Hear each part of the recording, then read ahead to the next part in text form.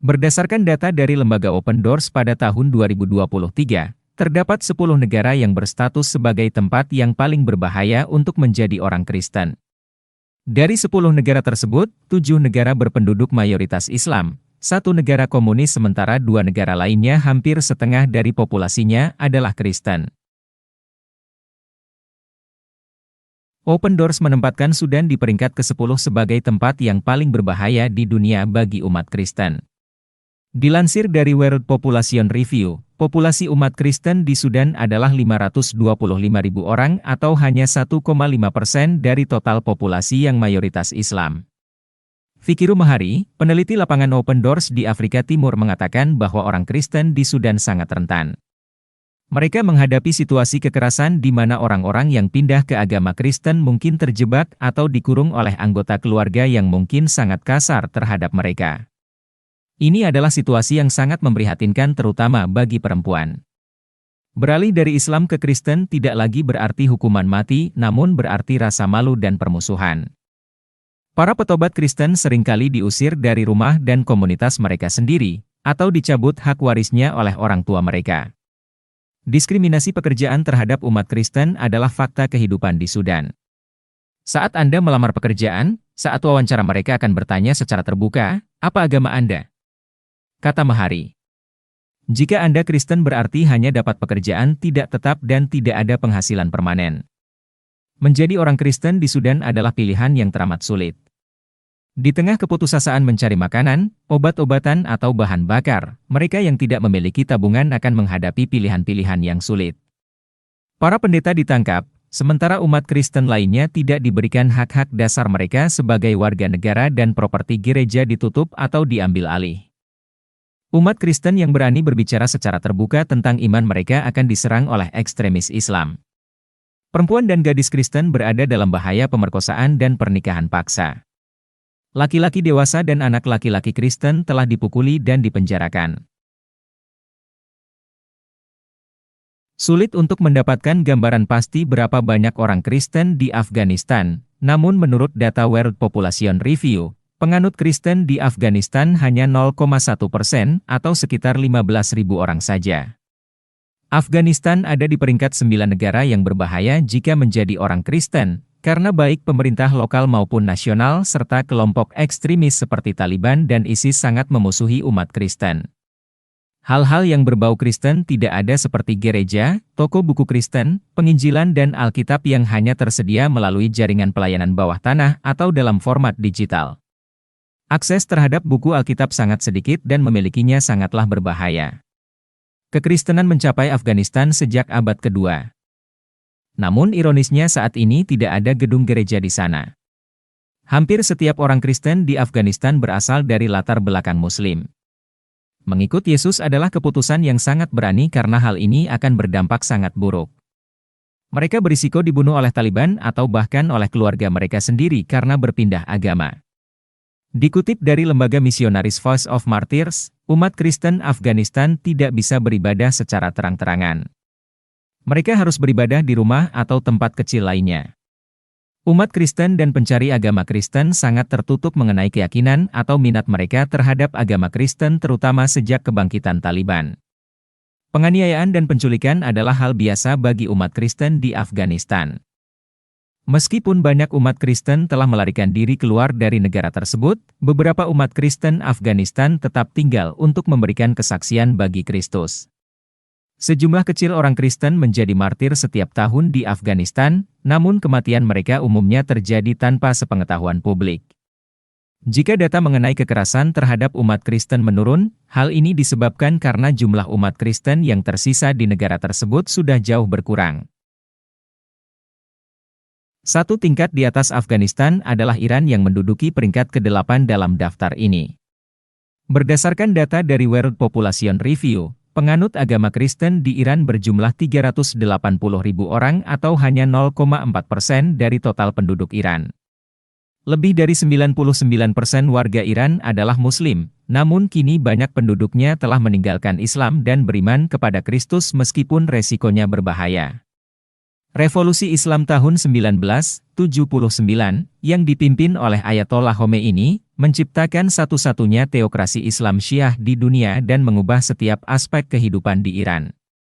Pemerintah Iran adalah salah satu rezim yang paling menindas di dunia. Meninggalkan Islam adalah tindakan ilegal dan umat Kristen terus-menerus menghadapi ancaman pemenjaraan dan tuduhan palsu, bertindak melawan keamanan nasional karena memiliki Alkitab atau bahkan berbicara tentang Yesus.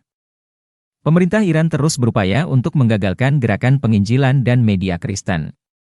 Para pemimpin Kristen dan pendeta seringkali ditangkap, disiksa dan dipenjarakan serta keluarga mereka dilecehkan. Beberapa tidak punya pilihan lain dan memilih untuk meninggalkan Iran. Alkitab adalah buku ilegal, tidak boleh dicetak, diimpor atau didistribusikan.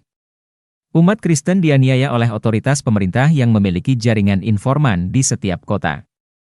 Keluarga, teman-teman dan anggota komunitas juga melakukan penganiayaan terutama terhadap mereka yang ketahuan pindah agama menjadi Kristen.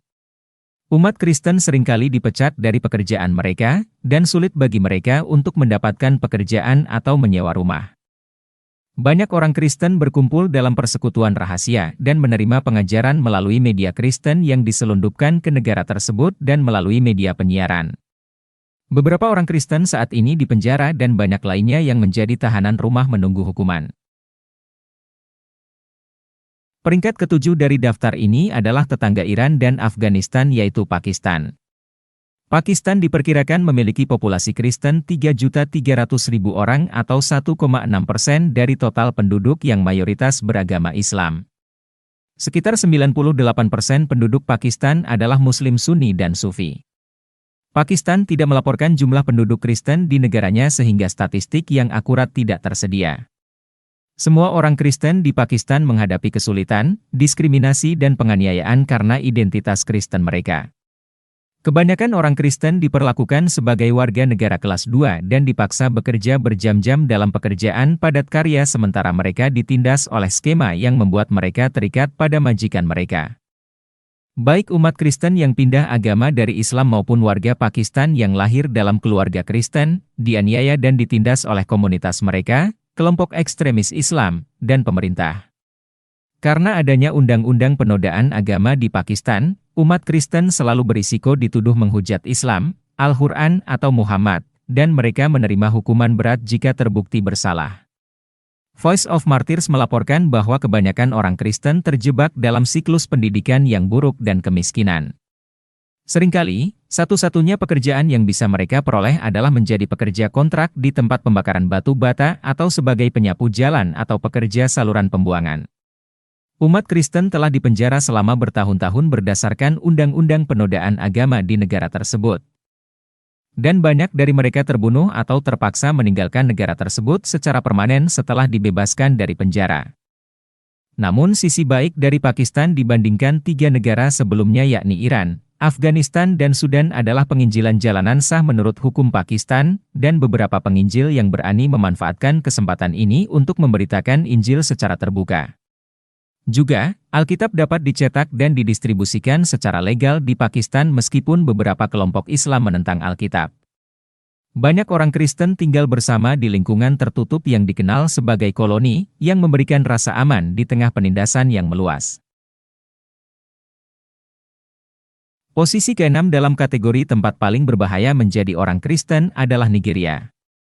Hampir 90% dari total martir secara global saat ini berasal dari Nigeria.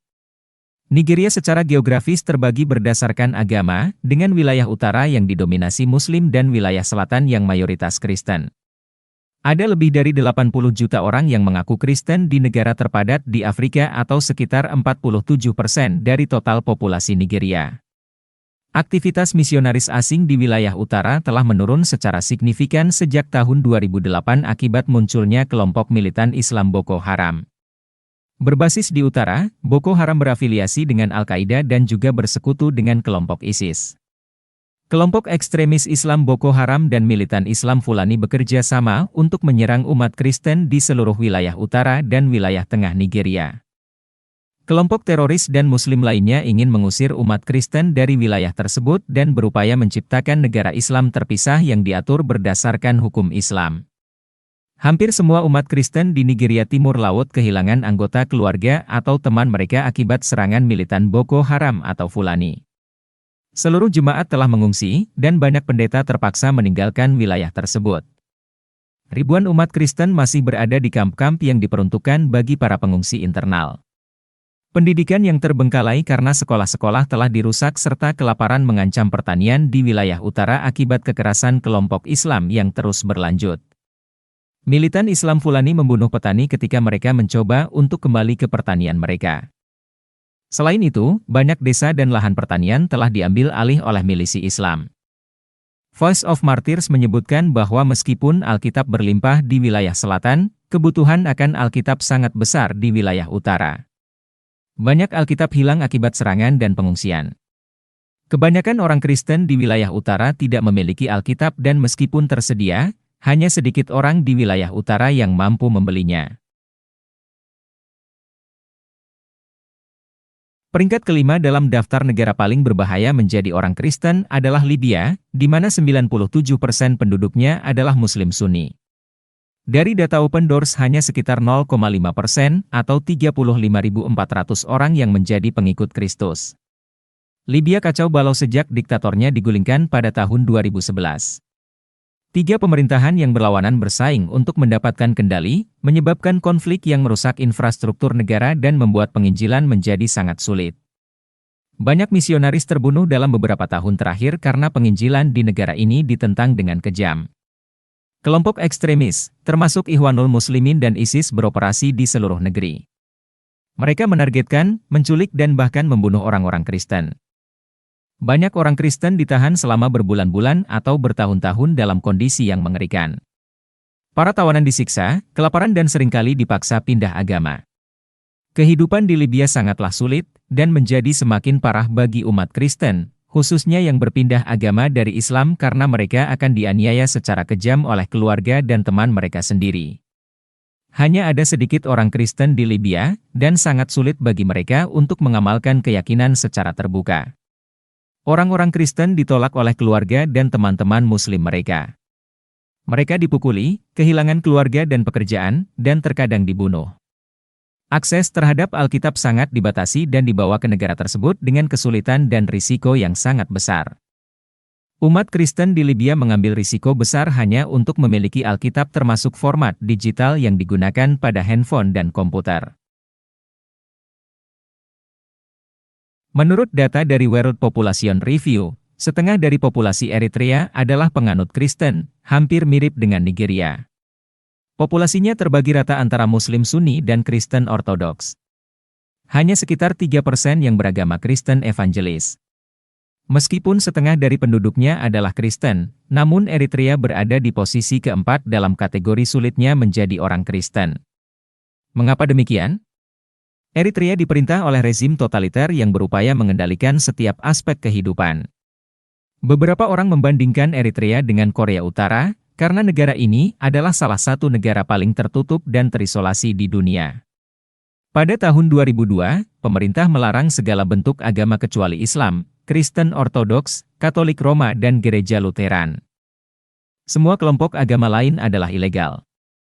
Bertahun-tahun komunisme, wajib militer dan depresi ekonomi telah menyebabkan banyak warga Eritrea, termasuk penganut Injil meninggalkan negara tersebut. Pemerintah otoriter melecehkan, menangkap dan memenjarakan umat Kristen serta mengontrol ketat gereja-gereja yang disetujui termasuk pesan-pesan mereka. Karena itu maka pertemuan gereja-gereja harus dilakukan dengan rahasia.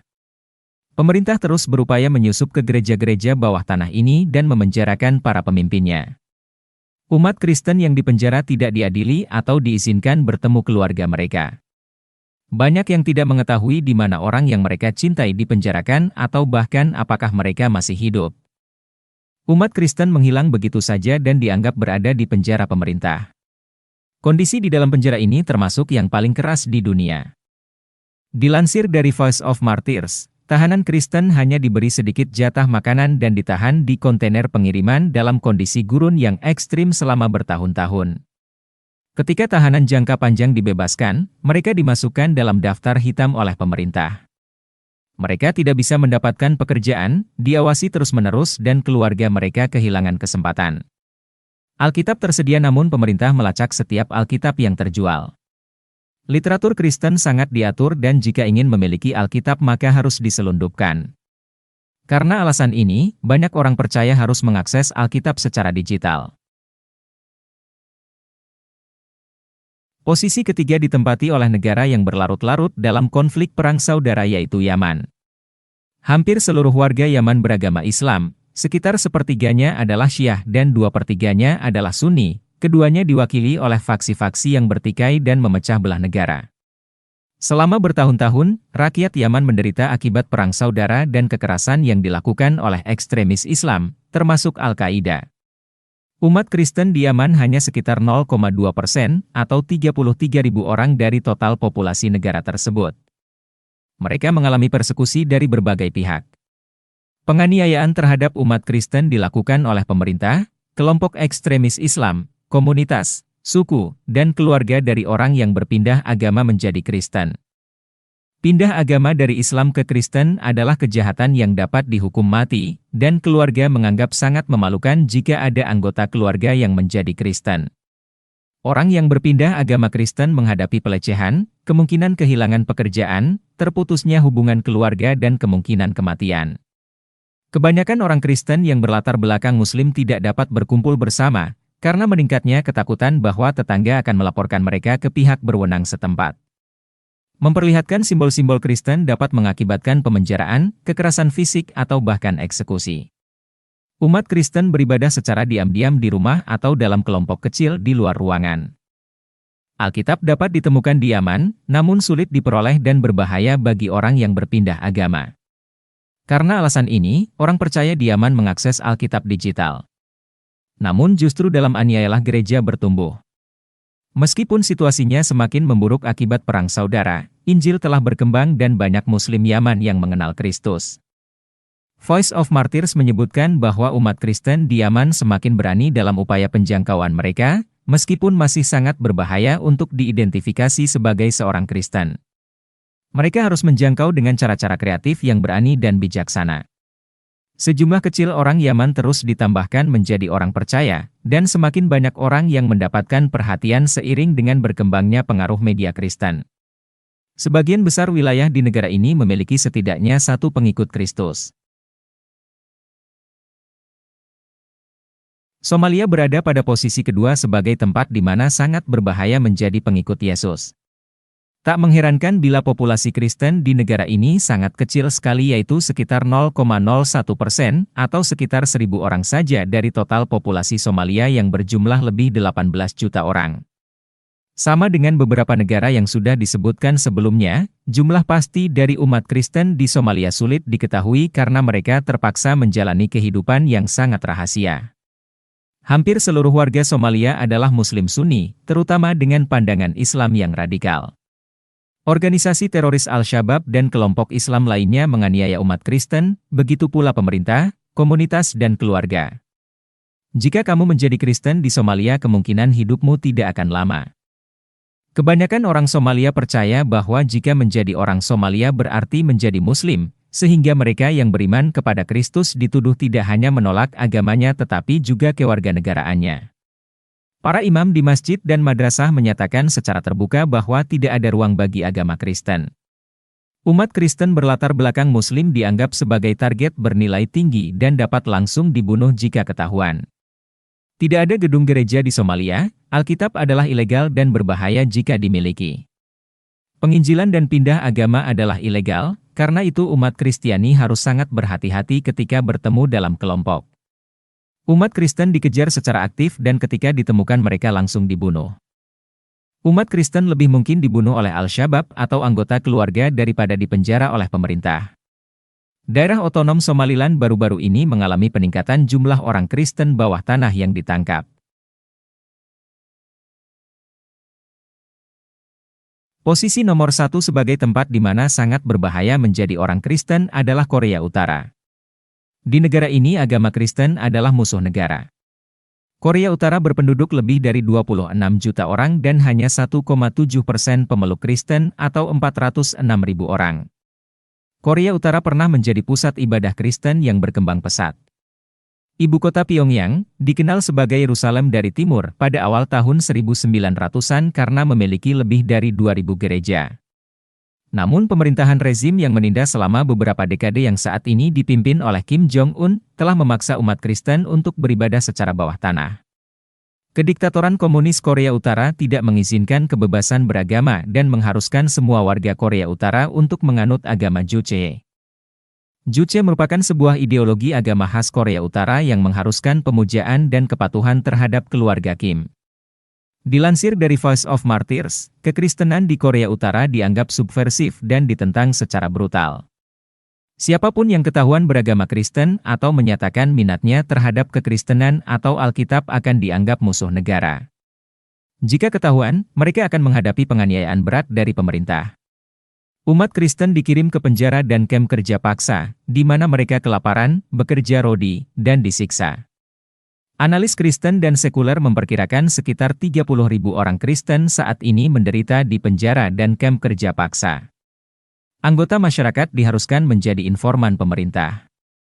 Persyaratan pemerintah agar semua warga Korea Utara bertindak sebagai informan berlaku bahkan untuk keluarga, karena anak-anak diajarkan untuk memata-matai orang tua mereka sejak usia muda. Karena itu, umat Kristen di Korea Utara harus sangat berhati-hati dalam perkataan, tindakan, dan bahkan cara mereka berdoa. Siapapun yang mengetahui aktivitas Kristen tetapi tidak melaporkannya kepada pemerintah akan dihukum sebagai musuh rezim. Ketika seorang Kristen ditemukan, pemerintah akan menghukum seluruh keluarga untuk memberi insentif pada pelaporan. Meskipun berada di bawah penganiayaan dan tekanan sosial yang berat, umat Kristen di Korea Utara tetap teguh pada iman mereka. Injil masih diberitakan di Korea Utara melalui berbagai cara kreatif, termasuk radio gelombang pendek dan para penginjil yang berani mempertaruhkan nyawa mereka untuk menyelundupkan Alkitab dan sumber daya pemuridan ke negara tersebut. Memiliki Alkitab atau bahkan sebagian dari Alkitab sangatlah berisiko di Korea Utara. Sebagian besar umat Kristen bawah tanah Korea Utara mendapati bahwa menghafal adalah cara paling aman dan efektif untuk menaati firman Tuhan.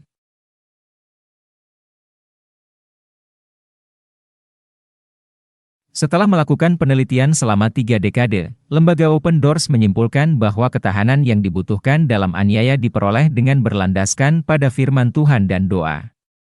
Juga dengan keberanian, karena gereja yang teraniaya seringkali aktif dalam menyebarkan Injil dan bertumbuh melawan rintangan. 10 negara ini berada di puncak daftar yang dirilis oleh Open Doors sebagai tempat yang paling berbahaya menjadi orang Kristen. Tidak cukup banyak waktu untuk menggambarkan secara detail betapa sulit dan berbahayanya menjadi orang Kristen di negara-negara tersebut. Kami hanya berpesan, mari kita senantiasa mengingat mereka dalam doa-doa kita, agar Tuhan memberi kekuatan iman dan pengharapan, karena mereka adalah saudara kita dalam Kristus. Satu ayat sebagai penutup video ini diambil dari 2 Korintus pasal 4 ayat 8-11 yang berbunyi demikian, dalam segala hal kami ditindas, namun tidak terjepit, kami habis akal, namun tidak putus asa, kami dianiaya, namun tidak ditinggalkan sendirian, kami dihempaskan, namun tidak binasa. Kami senantiasa membawa kematian Yesus di dalam tubuh kami, supaya kehidupan Yesus juga menjadi nyata di dalam tubuh kami. Sebab kami yang masih hidup ini, terus-menerus diserahkan kepada maut karena Yesus, supaya juga hidup Yesus menjadi nyata di dalam tubuh kami yang fana ini. Amin.